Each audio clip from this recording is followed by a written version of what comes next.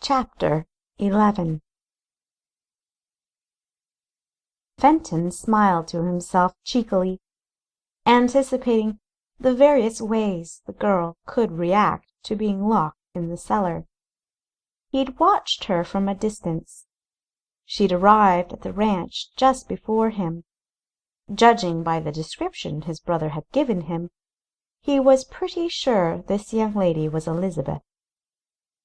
He guessed by her actions this was the first time she'd returned to the ranch since leaving, and had come back with a specific purpose in mind. Certainly, she'd wasted no time in locating the basement, a part of the house which Fenton believed Maxwell was ignorant of, or else had neglected to mention. It would have meant little to him. "Who's there? I know someone is close. I can hear you breathing. I'd prefer it if you would face me instead of attempting to intimidate me like a coward." Fenton's thoughts dissolved upon hearing the surprisingly authoritative tone. Immediately he unlocked the trap door and pulled it open to see Elizabeth Reign scowling up at him. He knew she must have been expecting someone else, because her look softened slightly when she saw him. "My dear lady, I do apologize. I was not aware anyone was down there." Her eyebrows rose skeptically, indicating she did not entirely believe him. But rather than call him a liar, she nodded curtly, and, refusing his proffered hand, climbed up the stairs. He watched thoughtfully as she dusted herself off, and wondered how best to approach this situation. "I am here by permission of the owner, inspecting the ranch for a possible sale. Your business here is—" Elizabeth assessed him scrupulously. Dark hair, immaculately trimmed, set off the sharpness of his eyes, and complemented his well-chiseled features, which, for some mysterious reason, reminded her of something unpleasant. He was tall, his frame thin, but his well-tailored suit obscured anything weedy about his build. His tone of voice and demeanor denoted a man with more confidence in himself than most. But Elizabeth wouldn't go so far as to say he was conceited. She hardly knew the man, after all. "If you mean you are here by the authorization of Maxwell Stanton, then you are not here by permission of the owner. Sir, I am the true owner of this ranch." Her lips were taut, and her lovely eyes smoldered with anger and resentment. Fenton was struck unexpectedly by her beauty. He had expected the woman who'd so entangled his brother's affections to be beautiful, but he'd not thought to be attracted himself. Fenton's attraction to the opposite sex had been dormant for quite a while, and it had been years since he'd seen a woman he found truly enticing. Unable to resist the impulse, Fenton swept a rebellious piece of her hair from her forehead. She flinched, not expecting this gentle gesture from a complete stranger, and an immediate threat, no less. Fenton cleared his throat, mastering his emotions, and setting himself back on his predetermined course. He'd dedicated himself to studying the art of manipulation, and prided himself on his impeccable ability to control the feelings and actions of others. He would not now allow his record to be tarnished because of a woman, especially by a young woman who was married to the one man he'd not been able to defeat. "Unfortunately, the previous owners abandoned this ranch, and the mare has current ownership. But perhaps if you spoke to the mare yourself, you could come to some sort of arrangement. I'd recommend this course because As of now, you're trespassing." Elizabeth visibly paled, feeling again that the mayor's powers were too complicated for her to deal with. "My name is Elizabeth Reign, and I am the mayor's ward, and as such I am no trespasser." Fenton smiled inwardly, instantly comprehending she'd never before used his brother's claim she was his ward to her advantage, and she had a distinct revulsion in doing so. However, he was pleased that she evidently had some brains, as well as good looks. "Miss? Is it Miss?" "Mrs.," she corrected quickly. "Ah, I see. Well, if you are married, then you are no longer a ward of the mayor, and, without his expressed permission, you should not be on his property." She set her shoulders squarely and stared him down. "Well, what are you going to do about it?" Admiring her audacity, he shrugged casually, and slowly and deliberately said, "It's of little consequence. Unless, of course, you have taken something from this location." "Search my bag, if you will.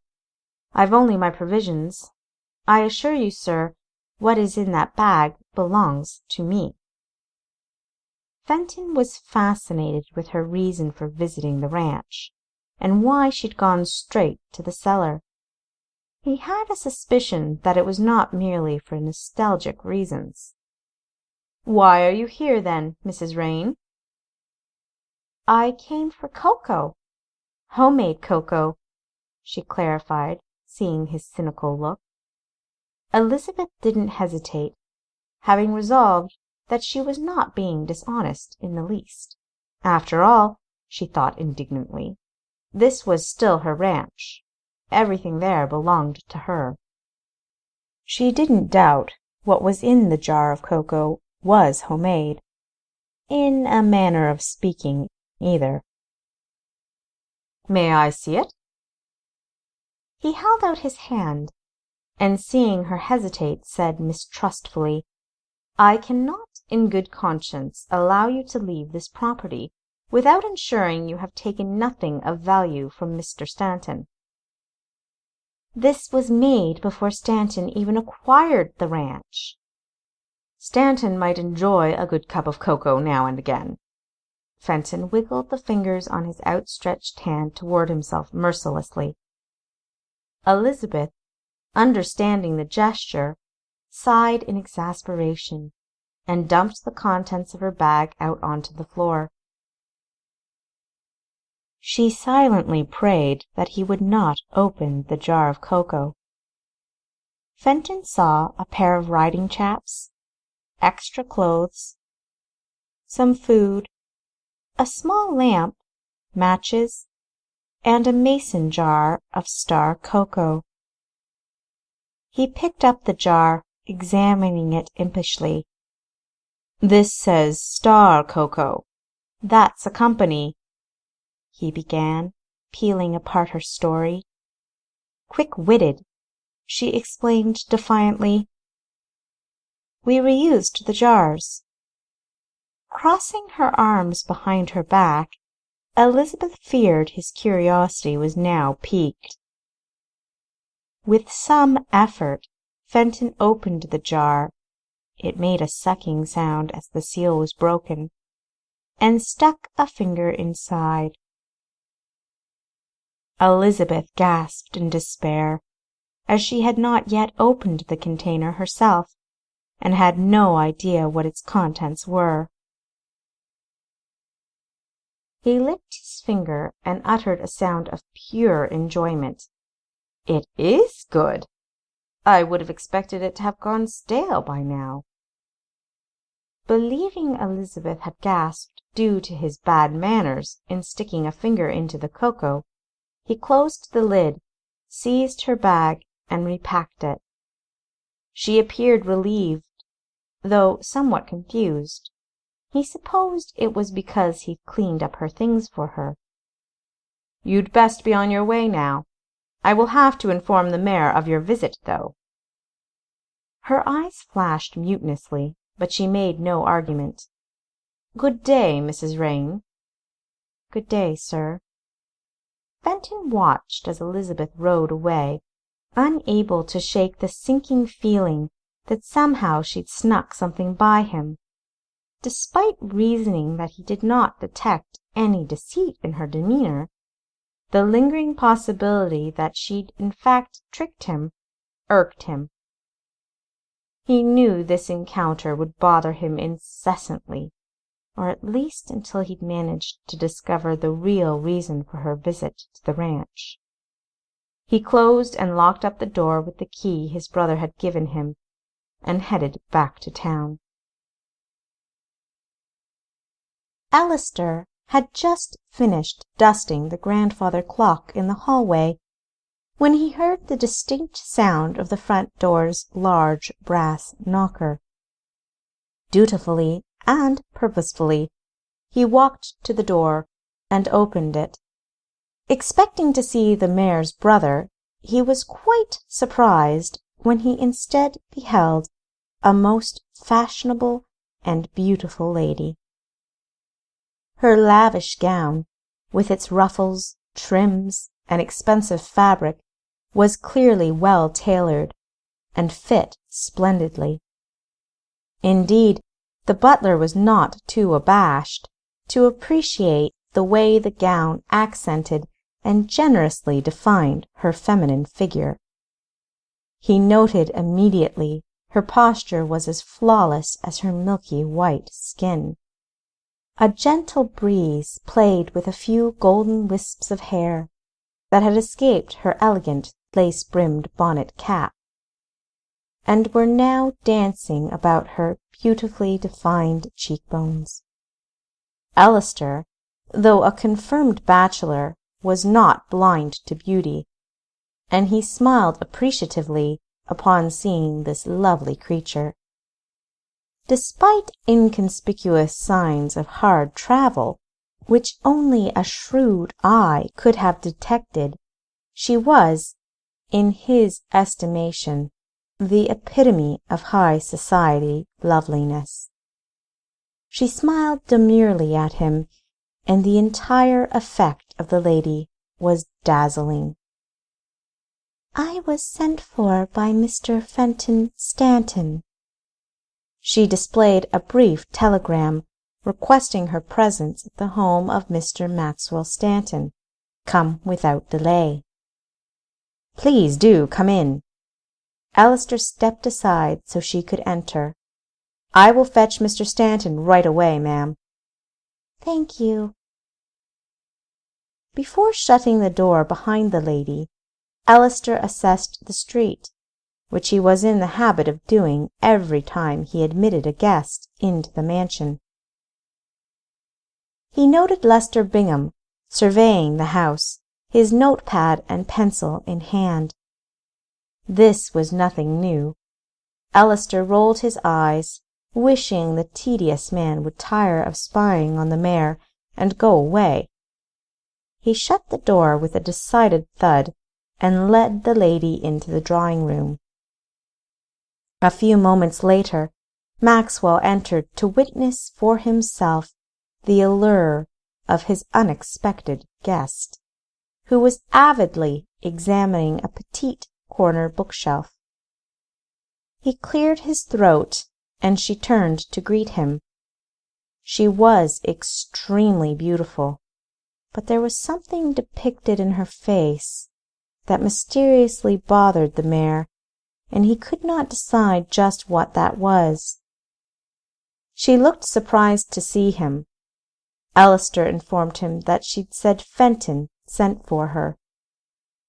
Maxwell nodded to himself as he deduced his brother's game instantly. He meant to tempt Paxton Reign with this girl, or at least plant a seed of jealousy in Elizabeth.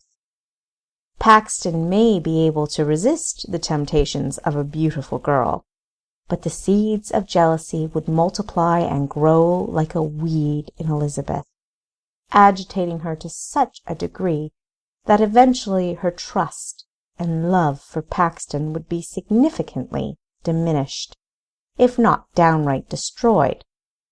If this woman played the game correctly, it wouldn't matter in the slightest if Paxton did or did not pursue her.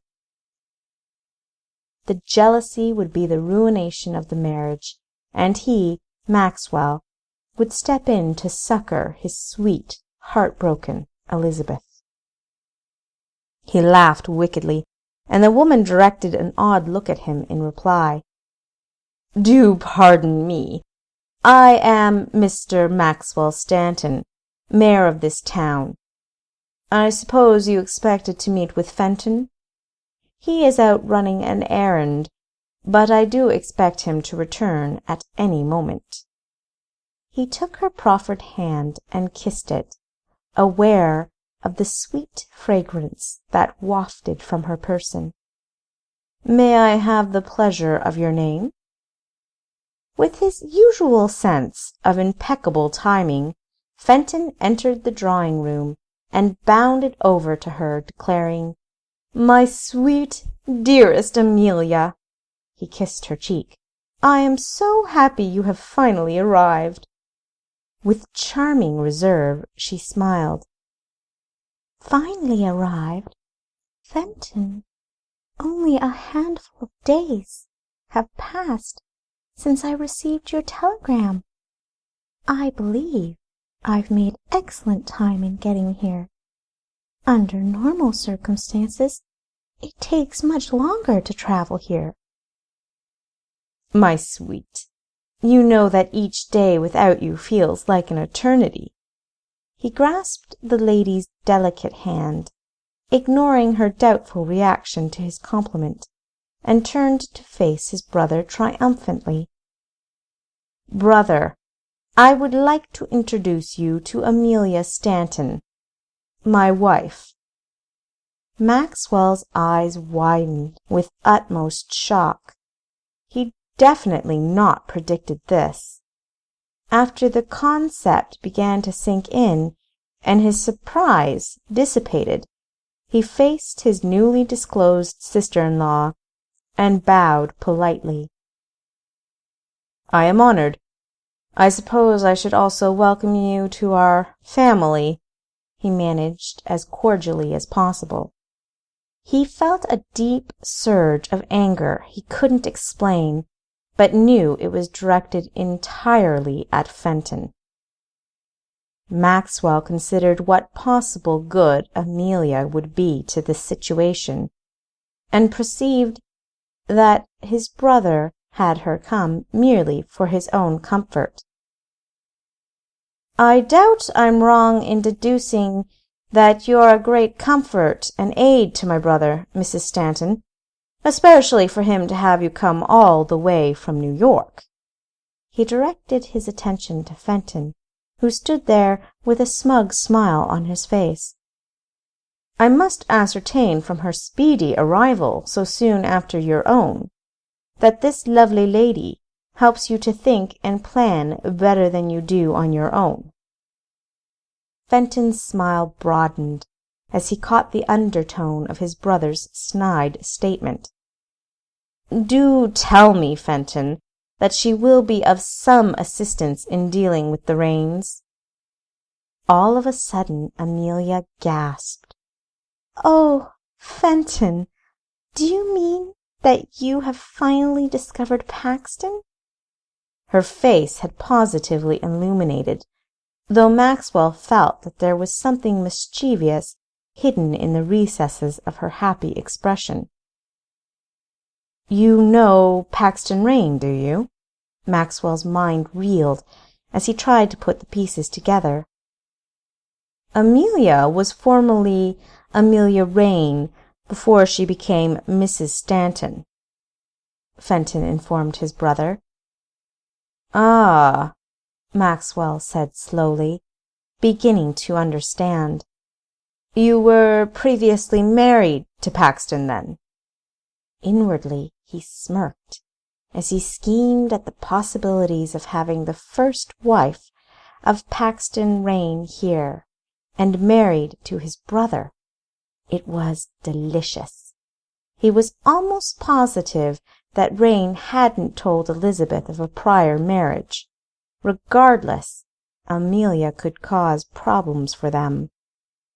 He snapped out of his inner thoughts when he noticed Amelia's critical scrutiny. "No, Mr. Stanton, he is my brother." Fenton laughed gleefully and clapped his hands together. "Do forgive him, dearest. He has been out of the game for some time." "Oh." Her look softened somewhat. Bewildered, Maxwell glared at her for a moment, and finally recognized what it was about her face that bothered him. She resembled Paxton Reign.